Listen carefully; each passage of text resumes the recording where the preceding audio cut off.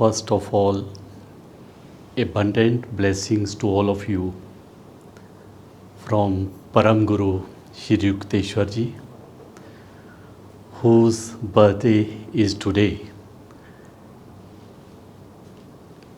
Yukteswar ji is Param Guru. Param Guru means Guru of Guru. So he was Guru of our beloved Guru Paramahansa Yogananda ji. Yukteswar ji was born in Serampur in 1855 on 10th of May. His family name was Prannath and his father's name was Kshetranath and his mother's name was Kadambini. As he was born in Krar family, so his name was Prannath Krar. Priyanath Krar. Priyanath Krar. So when he got adulthood, he got married and he had a daughter also. His formal education was very little. But later on, as the time passed, he wrote a very famous book. In fact, he wrote two books, but this book is very famous, which is known as Holy Science. And its original name was Kaivalya Darshanam, Exposition of Truth. This is a very small book, but it is so difficult to understand that it is not for everyone, unless that person dwells spiritually so strong that he is able to grasp those things. Why this book was written? Is this was his own thought? There is a story behind it. In fact, once he happened to be on one Kumbh Mela. You know, there is Kumbh Mela in India after every 12 years at different places.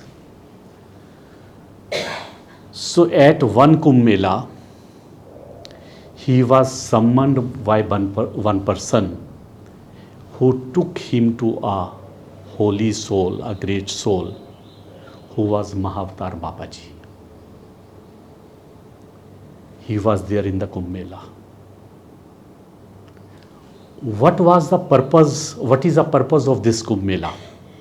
As per our scriptures, it is written that by taking dip in the river, in the holy river, on that day, you get salvation. And one other reason is also there, that normally people from many walks of life, they visit those places because they are always busy in the materialistic world.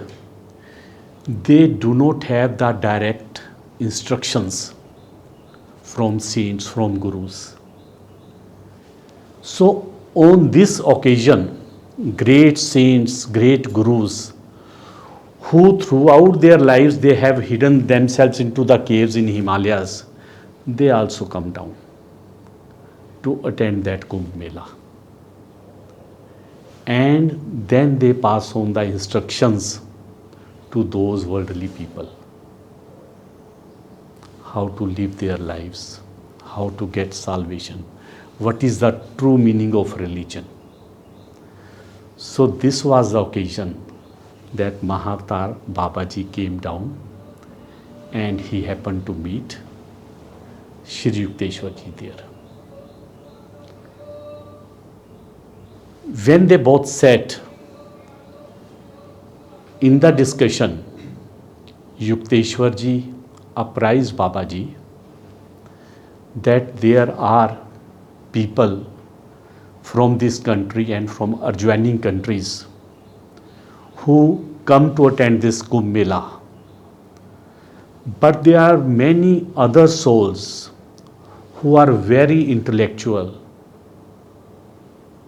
have great wisdom, but they still are engaged in the materialistic world.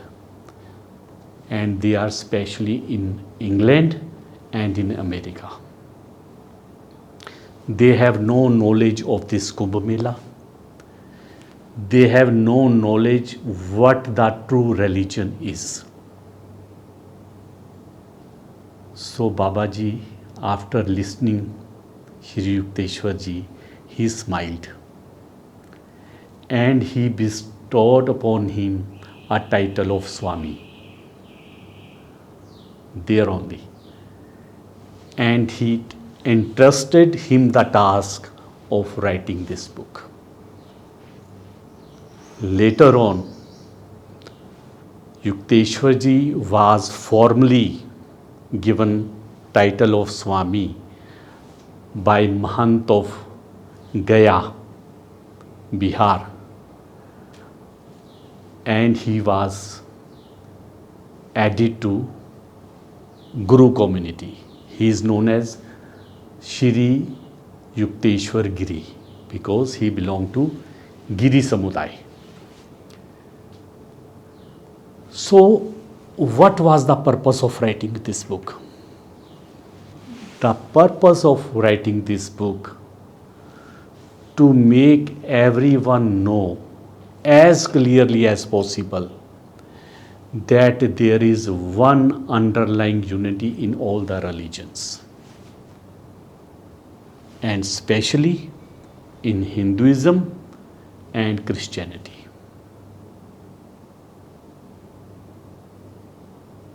They are not separate. As a matter of fact, not even a single religion is distinct from others. The evolution of all the religions is also the same, and they also talk about the same purpose. Then why there is difference? Why there is disparity? Why there is fight among the religions? It is due to the ignorance of mankind. There is a veil of delusion. They cannot see across the wall what the vast true reality of religion is. So Yukteswar ji has tried to make us understand that harmonious bonding in all the religions in this book. Apart from touching other topics like self-realization, he has also touched very important topic, that is theory of yugas.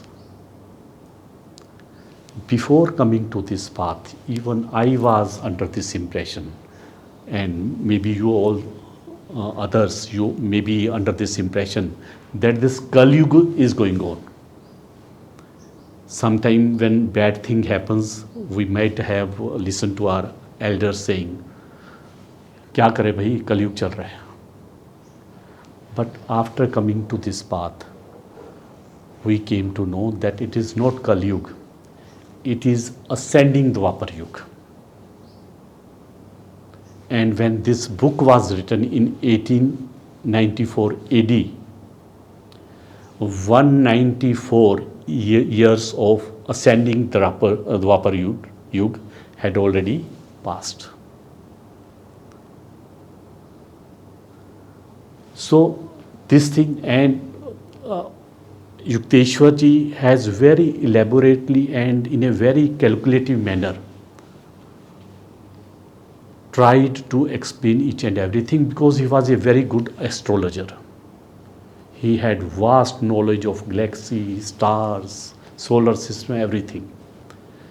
And he tried to make us understand that sun evolves around the orbit in 24,000 years. And out of that, 12,000 in ascending arc and 12,000 in descending arc. In those two arcs, he tried to explain that for first 1200 years, that is 1/20th of the orbit, it is Kali Yuga. And then for 2400 years, 2/20th of the total orbit, that arc, this is this Dwapar Yuga. Then 3600 years, 3/20th of the orbit, it is Treta Yuga. And then 4800 years, 4/20th of the orbit, it is which Yuga? Satyuga. So 12,000 and then descending 12,000, total makes 24,000 years. And he has written other explanation also regarding the how the brain is developed in those yugas. That is a full class for that also. But I think Naveen ji, he takes that class, and if you are interested, we can request him. One day he can take that class. He will make us understand about the yugas theory, right? So this book contains that thing also. Then Yukteswar ji's life was full of teachings.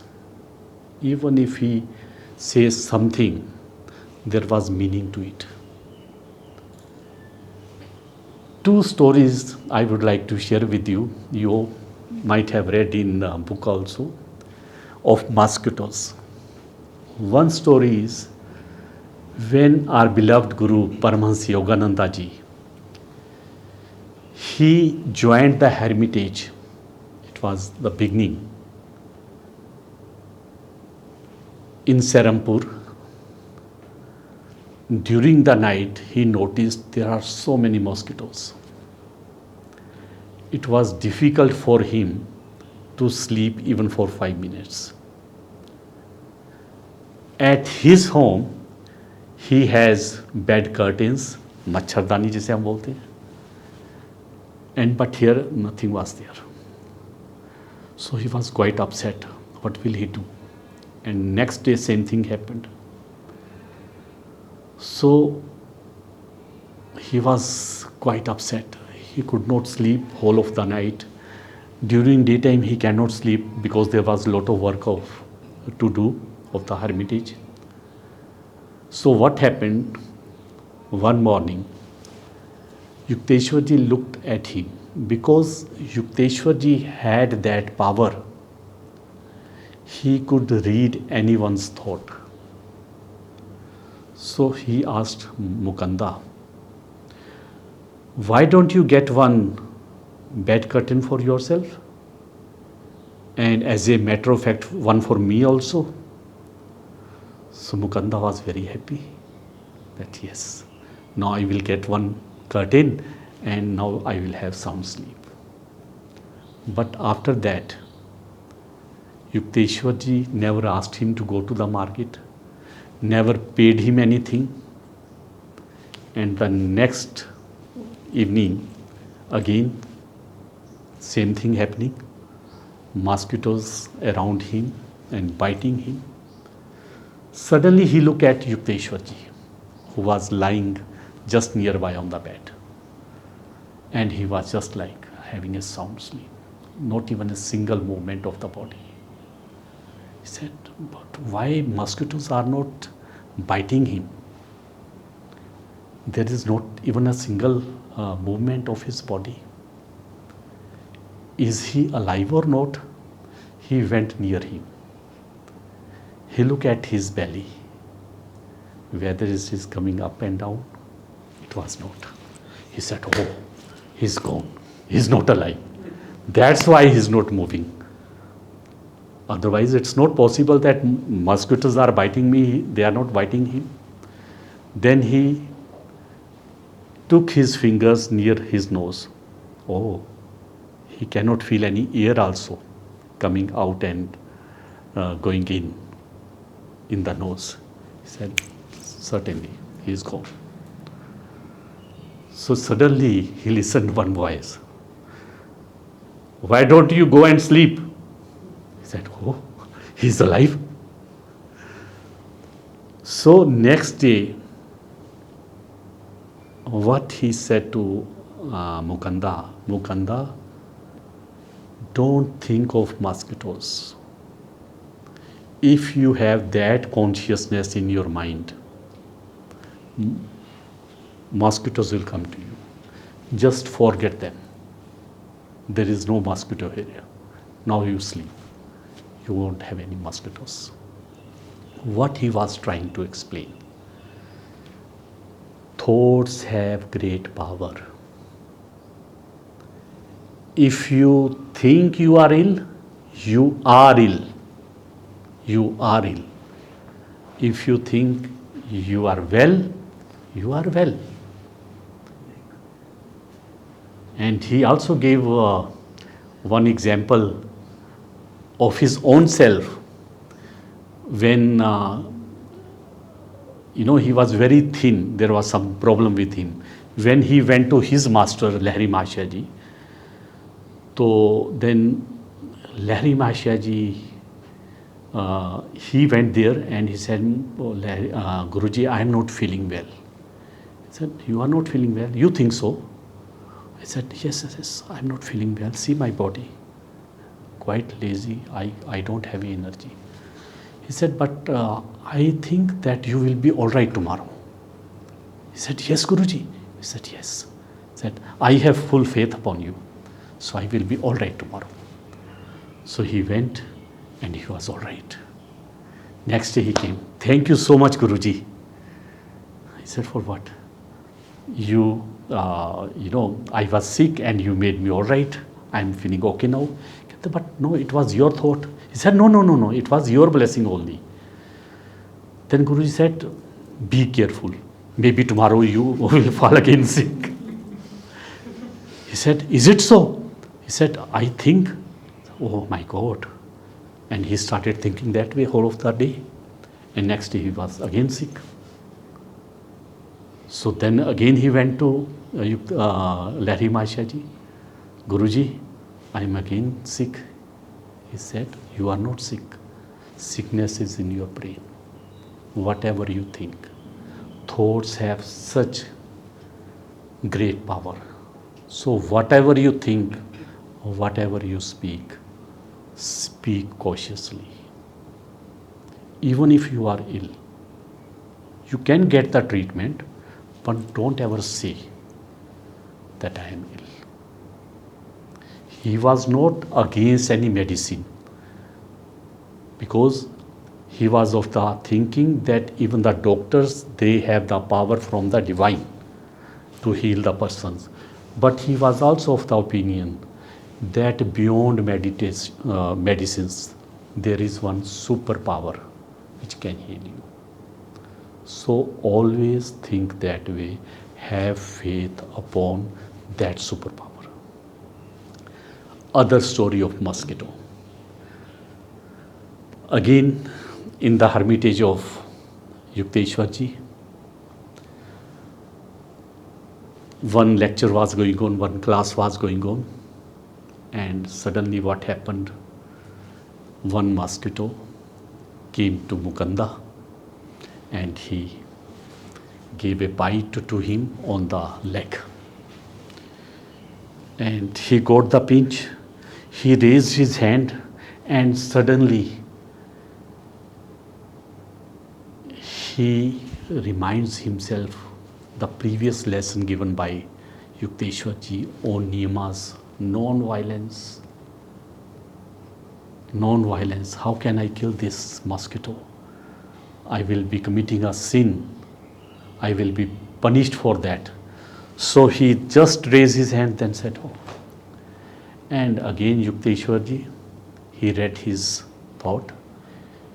He said, Mukanda, why don't you kill it now? He said, but Guruji, do you advocate this killing? Yesterday you were teaching us this chapter of Niyama for non-violence. He said, yes. But man's life is more precious. You have already killed that insect because you had that thought in your mind. It is not every time that by killing you get the sin. Even if you have the thought of that killing, the sin is committed. So, if you want to save your life and you have to kill some creatures, dangerous creatures, to save yourself, then that is not a big sin, a small sin. So that way the mode of Yukteswar ji was very much practical. He was a very strict teacher, because he was of the opinion that ego can only be molded by strictness. And that was the reason many of the devotees, disciples, they would just leave the hermitage. And he would always say also that whosoever is not liking my working, they can just leave. Because his way of working was like this. And he would tell Master also. Master would always call him Gyanavatar. But he would tell Master that you are Prem avatar.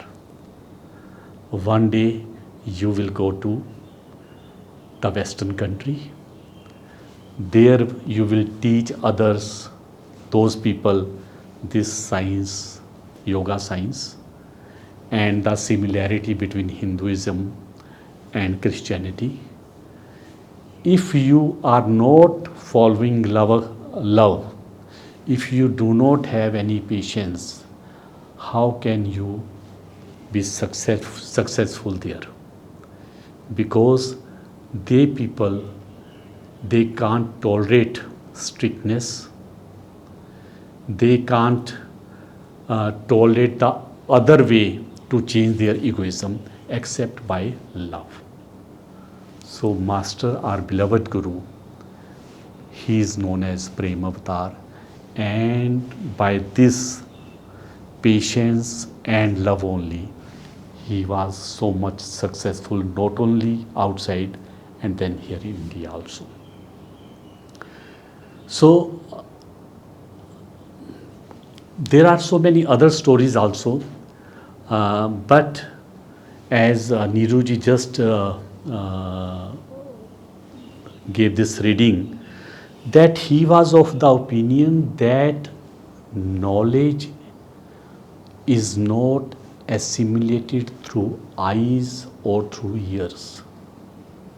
If you are reading the scriptures, reading good books, just taking in doesn't make any sense. Unless that knowledge is assimilated in your atom, in your whole being. There is one incident I would like to share. Once one person came to the hermitage. He was having great knowledge of all the scriptures. He would, recite the slogans, the mantras and everything by heart. And he started chanting those things in the hermitage. And after some time, he stopped and he asked Yukteswar, "Can you do this? Have you got this power?" "I can do this." Yukteswar ji asked him, "You know each and everything. Have this thing changed you from inside? Have you reached at any conclusion what the true religion is? Do you know the truth? You know the self-realization?" He was stunned. He said, "No, Master, I know nothing, but I can chant, I can recite, I have the knowledge of this book." So Yukteswar, you would always say, no need of reading scriptures. If you want to read, just take those shlokas inside you and then live your life as per that. Then it is beneficial. Simple reading is not beneficial. So whole of your atom should be assimilated with that wisdom, with that knowledge. So let us celebrate his birthday by affirming this thing, that from now onwards, whatever we read from the books, from the teachings of the masters, we try to live our lives that way. That will be a true celebration of his great day. Om Guru.